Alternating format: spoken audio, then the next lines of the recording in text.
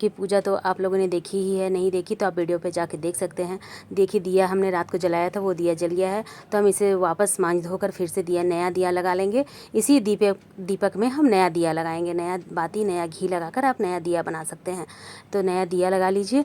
आप हाथ में फूल अक्षत लेकर सुबह की पूजा की मतलब आप ये कीजिए कि हम सुबह का पूजा कर रहे हैं, प्रभु हमारे सुबह की पूजा स्वीकार करें। इसके बाद ही आप कुछ पारण कर सकते हैं। आपको चिल्लो सियारिन को भी पारण करवाना होता है, जितवाहन को जगाना होता है, कलश हिलाना होता है। इस तरह का नियम आपको सुबह में भी करना होता है। तो सभी भोग प्रसाद वैसे ही रहने देंगे हम, और उसके बाद पूजा करके हम भोग पहले उतार लेंगे, उसके बाद विसर्जन करेंगे। तो देखिए हमने सुबह को भाव रूप से जल से स्नान कराएंगे। शाम की तरह सुबह की भी पूजा होती है, थोड़ा कम होता है लेकिन उसी तरह से पूजा करनी होती है। तिलक लगाएंगे सुबह में भी, हम सभी को भाव रूप से स्नान कराएंगे, तिलक लगाएंगे। वस्त्र हमें सुबह में समर्पित नहीं करना होता है, केवल ताजे फूल आप समर्पित कीजिए, और पहले के चढ़े हुए जो फूल होते हैं उसे भी नहीं उतारना होता है, सब साथ में ही विसर्जन हो जाता है। इसलिए इस तरह से हमें सुबह की पूजा करनी होती है। सुबह में आप जितिया को खीरा में वैसे ही रहने दें, या फिर झींगी के पत्ते पे रहने दें, जैसे आपके यहाँ होता है वैसे ही रहने दें। सुबह में बच्चे को पहनाने के बाद ही आपको पहनना होता है। फिर देखिए इस तरह से हम 2 झींगी के पत्ता रखेंगे।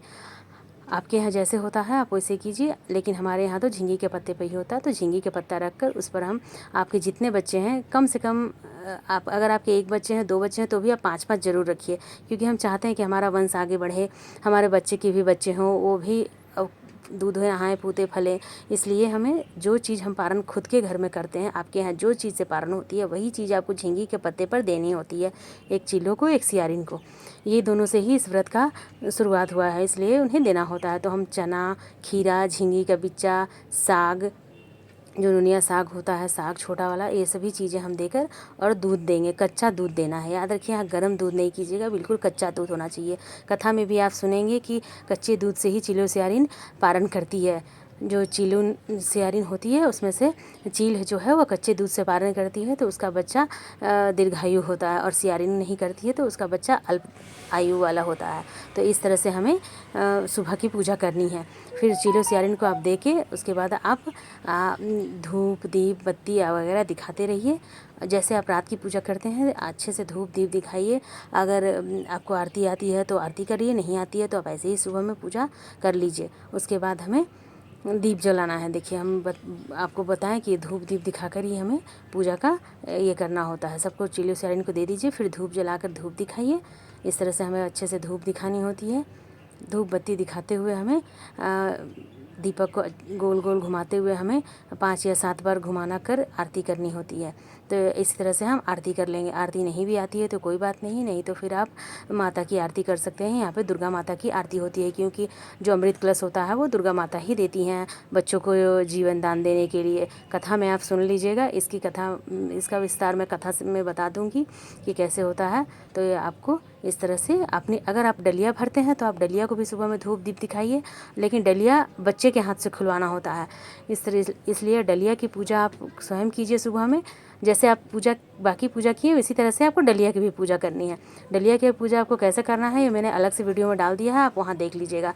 यहाँ मैं बस आपको दिखाने के लिए डाल दी थी कि डलिया का पूजा आपको कैसे करना है। अगर डलिया भरना है तो सिर्फ डलिया भरेंगे, पूजा करना है ऐसे तो पूजा करेंगे। जैसे डलिया भर के भी सरल पूजा विधि होती है, वो भी वीडियो मैं अपने चैनल पर डाल चुकी हूँ, आप देख सकते हैं। उसके बाद हम थोड़ा सा जल आचमन करते हुए दीपक के सामने डालेंगे, दीपक जल गिराएंगे ताकि हमारा पूजा समाप्त हो जाए। ये लोटा का जल हम सूर्य देवता को दे देंगे, ये भोग प्रसाद सब हम उठा लेंगे, इसके बाद ही हम विसर्जन करेंगे। तो इस तरह से हमें सभी प्रसाद को अपने बच्चों में, अपने घर के सभी सदस्यों में बांट देना है। और अगर आपके बच्चे नहीं हैं तो आप इसमें से कुछ प्रसाद रख दीजिए, जब वो आएंगे तब उन्हें दीजिएगा। उसके बाद हमें हाथ जोड़कर भगवान से विनती करनी है कि मैंने आपके निवृत्त ये व्रत किया है, मेरा व्रत सफल करें, मेरे बच्चे को दीर्घायु बनाएं, मेरे बच्चे को उत्तम स्वास्थ्य दें, उत्तम आचरण दें, और उसे एक लायक व्यक्ति बनाएं जो जीवन में हर कठिनाइयों से लड़ सके और जीवन में बहुत ही उन्नत हो। इस तरह से हम प्रभु से प्रार्थना करते हैं अपने बच्चे के लिए, उन्हें जीवन में कोई कठिनाइयों का सामना ना करना पड़े, और हम आगे बढ़ेंगे। फिर हम विसर्जन करेंगे। तो सभी प्रसाद आप उठा लिए हैं। इसके बाद हम एक बड़े से पात्र में जल लेंगे, तो आप बिल्कुल साफ़ जल लीजिए। उसमें हम थोड़े से अक्षत, फूल, कुमकुम वगैरह डाल देंगे जो भी विसर्जन में होता है। उसके बाद हम हाथ जोड़कर प्रभु से विनती करेंगे कि अब हम आपको विसर्जन करते हैं। तो इस तरह से हम विसर्जन कर देंगे। देखिए मिट्टी की जो मूर्तियाँ होंगी उन्हें हम विसर्जन कर देंगे, और जो कुछ के जितवाहन देवता हैं उन पर हम थोड़ा सा जल छीटेंगे, क्योंकि वो तो विसर्जन पानी में नहीं हो सकते हैं। मूर्तियाँ जब मिट्टी की गल जाएंगी उसके बाद हम इन्हें पौधे में डाल देंगे। तो आप घर के फूल वाले पौधे में डाल दीजिए, इन्हें तुलसी के पौधे में मत डालिएगा। पूजा करने वाले समी के पौधे हैं तो उसमें भी मत डालिएगा। इसलिए इन सभी चीज़ों को हम विसर्जित कर देंगे। फिर देखिए जो फूल की पत्ती है, जो जनेऊ है, जनेऊ आप चाहे तो किसी मंदिर में दान कर सकते हैं, इसे फेंकना सही नहीं होगा, तो आप जनेऊ मंदिर में दे दीजिए। इसके बाद जो कुश के जितवाहन हैं इनमें भी हम थोड़ा सा जल छीटेंगे, ताकि ये विसर्जन की विधि पूरी हो जाती है। तो देखिए इस पर भी हम थोड़ा सा जल छीटेंगे। तो जल छीटने के बाद हम इन्हें भूमि विसर्जन कर देंगे। इसका मतलब किसी गमले में डाल दीजिए, ये थोड़े दिनों में खाद बन जाएगा। इस तरह से हम इन्हें भूमि विसर्जन कर देंगे। यह माला भी आप किसी मंदिर में डाल दीजिए, जहाँ मंदिर में मूर्तियों को माला पहना दी जाती है। ऐसे फेंकिए नहीं। पूजा की किसी भी चीज़ को आप इस तरह से फेंकिए नहीं, इन्हें अच्छा नहीं लगता कि ऐसे फेंका जाए। इन सभी चीज़ों को आप भूमि विसर्जन कर दीजिए। कलश के जल को आप अपने बच्चे पे छीट दीजिए, घर में भी छीट लीजिए, बच्चे के ऊपर ज़रूर छीटिएगा। तो इस तरह से हम जीवित पुत्रिका व्रत का विसर्जन करेंगे। पारण आप इसके बाद कर सकते हैं। आप चाहें तो मैं पारण का वीडियो अलग से डाल दूँगी कि आपको पारण में क्या खाना है और कब करना है। हाँ, पारण आपको सुबह सूर्योदय के बाद करना है। आप 7 साढ़े 7 बजे के बाद ही पारण कर सकते हैं। उसके बाद पारण का अलग अलग नियम बनता है, हर एक क्षेत्र में अलग अलग नियम है। कहीं तो शाम को पारण होता है, जब झींगी का फूल फुलाता है ना, उसके बाद ही पारण किया जाता है। तो हर जगह का अलग ही नियम होता है। वैसे सूर्योदय के बाद आप पारण कर सकते हैं। इसके बाद आपका जो भी डाउट हो आप कमेंट करके मुझसे पूछ लीजिएगा। मैं कोशिश करूँगी कि जल्द से जल्द जवाब दे दूँ। मेरा वीडियो आपको कैसा लगा कमेंट करके ज़रूर बताइएगा। Bye bye friend.